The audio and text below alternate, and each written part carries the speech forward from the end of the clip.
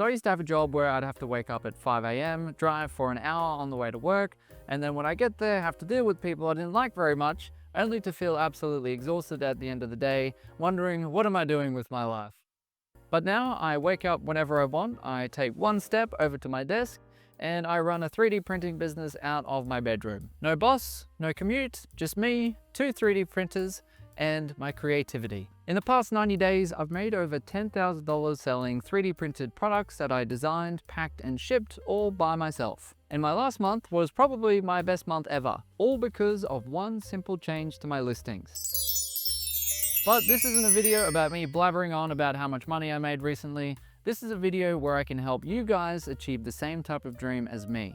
I'm going to be walking you through everything, from how to get your business set up, what tools you'll need, how to find products that actually sell, how to price, pack, and ship, even with zero experience. But I'll also be sharing the downsides of this, because it's definitely not all daisies and roses when you're working for yourself. So let's get into it. The setup. What you're going to need before you start selling anything. So before you even list your first product, your setup is going to need to support designing, printing, packing, and shipping, hopefully without turning your home into a mess. So now I'm going to go through all the things that you need to get your 3D printer business up and running. So let's start with storage. This is something that I completely underestimated when I first started out, and I didn't plan my living area to accommodate it. You're going to end up with a lot of stuff. Filament, packing tape, boxes. You're going to need to use every available space that you have.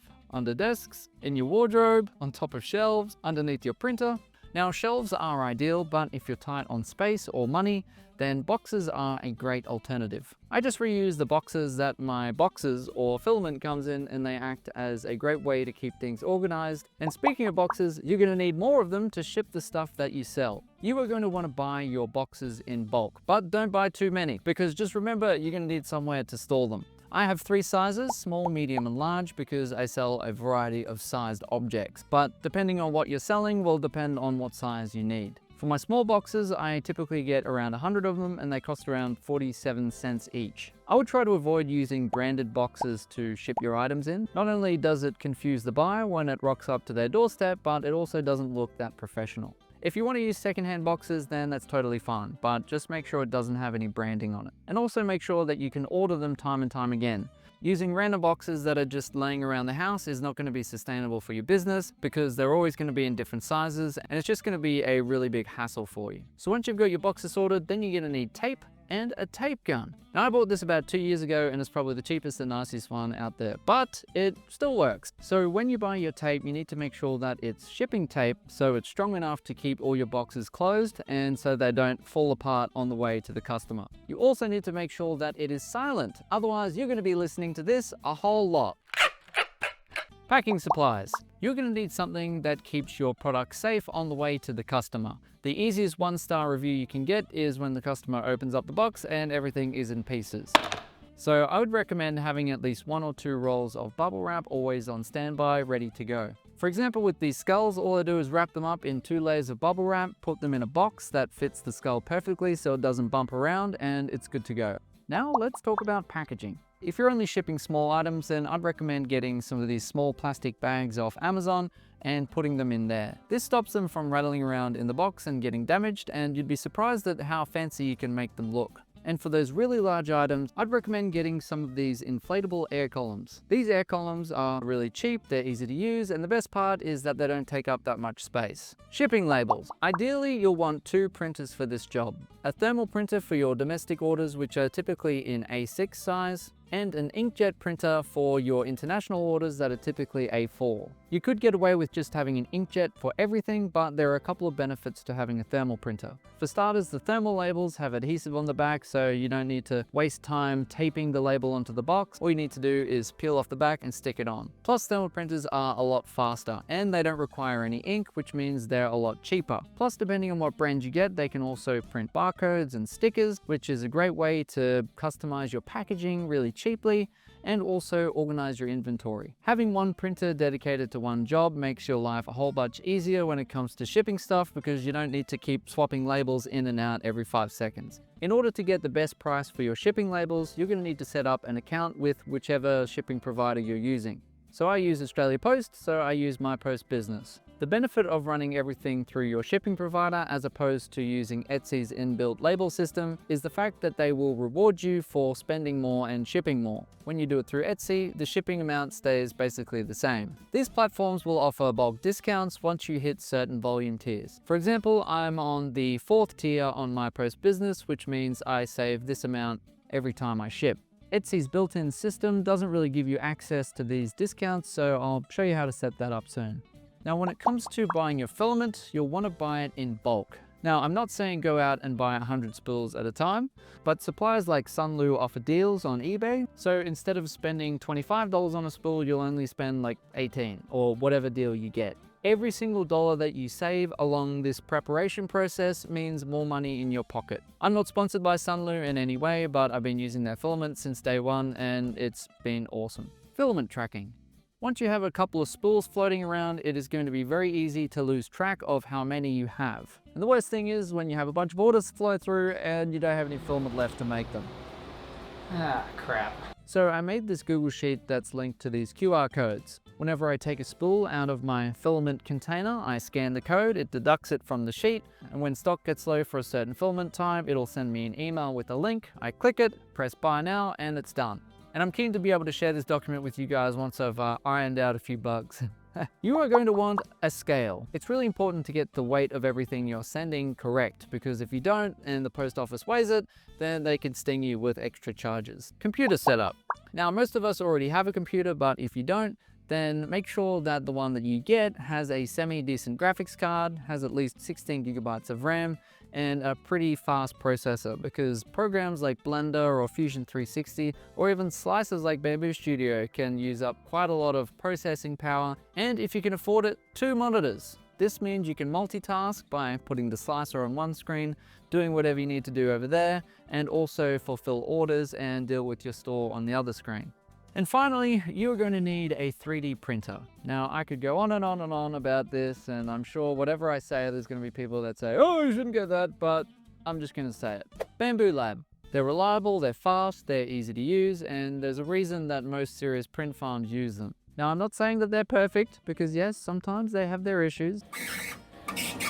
But these issues are billion times less than a lot of other brands out there. And if you're wondering which bamboo printer to start with, I'd recommend the A1. It's not super expensive, it has the same build volume as the more expensive machines like the P1S, and it has the ability to print with multiple spools at the same time. Now, all of these things might seem like a lot, but most of them are pretty affordable, and the ones that aren't will eventually pay themselves off pretty quickly. And if you set things up properly from the beginning, it's going to make your life a whole bunch easier in the long run. And speaking of making things easier, PCBWay, today's sponsor, does just that. Recently, I had them make me some of these nylon door hinges for my P1S, which allowed me to open the door much further than what I could originally, making the overall use of the printer a much more pleasant experience. All you need to do is drag your file into their instant quoting system, select your material, and you'll have a price straight away. They have an army of highly advanced 3D printers that can even print in metal. So if you ever decide to throw some mods at your printer, use the link in the description to get $5 off your first order. Plus, they're having their anniversary sale at the moment, so get those discount coupons while you can. So now you've got everything ready, it's time to sell something. But what do you sell? You're probably not going to be designing a game-changing product right off the bat. So the best thing to do is sell something that someone has already made.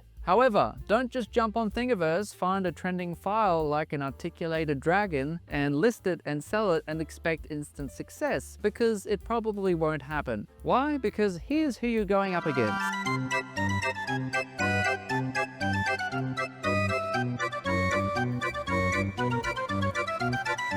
You need to sell something that 5 billion people aren't already selling. Something that either fixes a problem or looks really cool, and also have the commercial rights to sell it. Now, this is easier said than done, but I've made a video that explains all of this in great detail, and I think it's one of my most popular videos on my channel, so people must be getting some pretty good value from it. So I'll leave a link below. So once you've found that product that you think is gonna sell really well, the last thing you need to do is look at the numbers. Tools like Sales Samurai are really good at doing this. They allow you to see real-world statistics on whether or not you should even sell it. I'll link a full video in the description that explains how to use it and how powerful it can be. So now you've found something to sell, you've looked at the numbers, you think that this could be a winner-winner chicken dinner. Now you have to figure out how to price it. Now this doesn't have to be complicated. There are a bunch of free calculators out there. But basically you want to be making 30 to 40% profits every time you sell something. So if you sell something for $10, you want to make at least $3 or $4 from it. And I'm talking profit, baby. Cash in pocket.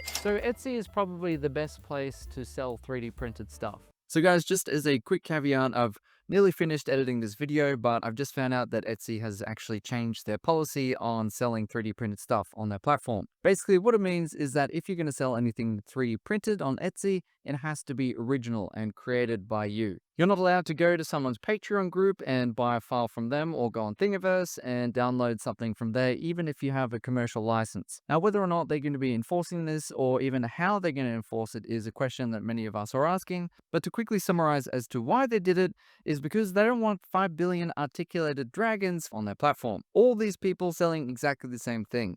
Etsy wants originality, they want it to be unique, and they want it to be a fun experience for the customer. And when all they see is the same item over and over and over again, it kind of ruins that experience. So just keep this in mind if you're going to be selling someone else's design on Etsy. Maybe you can do it, maybe you can't. I would suggest doing your own research before going ahead with it. Anyway, back to the video. Where to sell? Out of Amazon, eBay, and Etsy, most of my money comes from Etsy.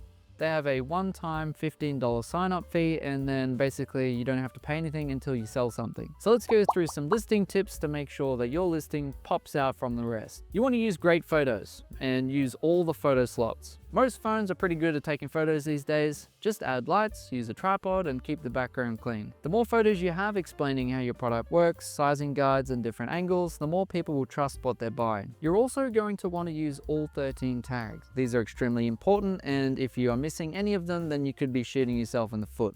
And if you're struggling to find these tags, then Sales Samurai has a great feature that shows you basically all the best tags for that specific product, and then you can just copy and paste them onto yours. You want to write a clear and simple description. Hook the buyer, then explain key features, dimensions, and any instructions. And also fill out all the attributes. What's it made out of? What color is it? All that type of stuff. You just want to feed Etsy as much information as possible so the SEO is going to be working in your favor. So now let's talk about ads and how they skyrocketed my business. Now, I used to be terrified of spending money on ads. I was afraid that I'd spend all this money and see nothing in return, but I was very wrong. I realized that my sales were kind of sitting stagnant, and then when I bumped my ads from $2 a day up to $100 a day, my income started to grow much faster. Now, because my budget was $100 a day, it doesn't always mean it's going to spend $100 a day. In fact, I think the most it's spent so far is around $13 a day. And once you consistently spend that budget, Etsy increases it up further and further. But the important thing to remember about ads is that they take time to work. You can't just enable them and expect sales to roll in the door instantly. Etsy still has to figure out who to show your ads to, who clicks on it, and who buys it. And when that happens, it starts to narrow in and choose those people more frequently.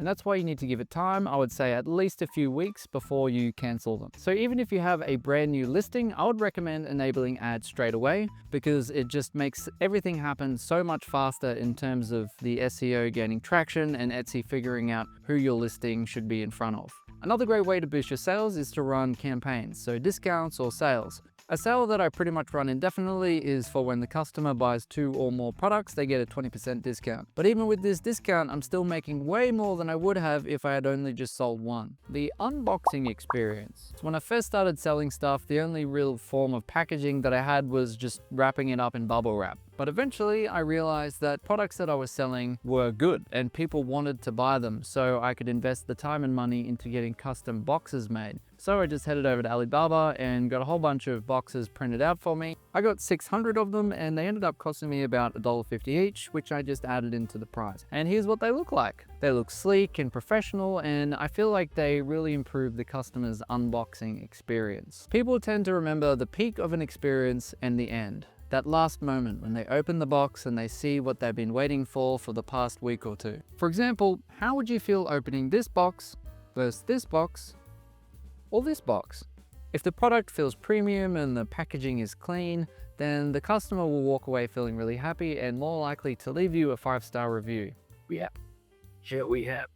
But I wouldn't stress out about custom packaging too much, especially when you're first starting out. In the end, people are paying you for the product that you're giving them, not the packaging that it comes in. So as long as the product is high quality, it arrives undamaged and does what it says it does, then your customer will most likely be pretty happy. A question I get asked sometimes is, how do I get reviews on my Etsy store? I'm sending out all these things, I'm including thank you cards, all these freebies, and I'm just not getting anything. Now, some people think that if they send a thank you card, then the customer is instantly going to go and give them a 5-star review. But I found that whenever I receive these personally, it doesn't really mean anything to me because it doesn't have a use. What does have a use is a sticker with a QR code that links to a website explaining how to use the product, or even a discount code for future sales. What this does is not only bring traffic to your website or the video platform that your video is hosted on, but it also brings in additional sales, and it has a use for both you and the customer, which will increase your chances of getting a review because it either gives the customer a discount or helps them use your product easily.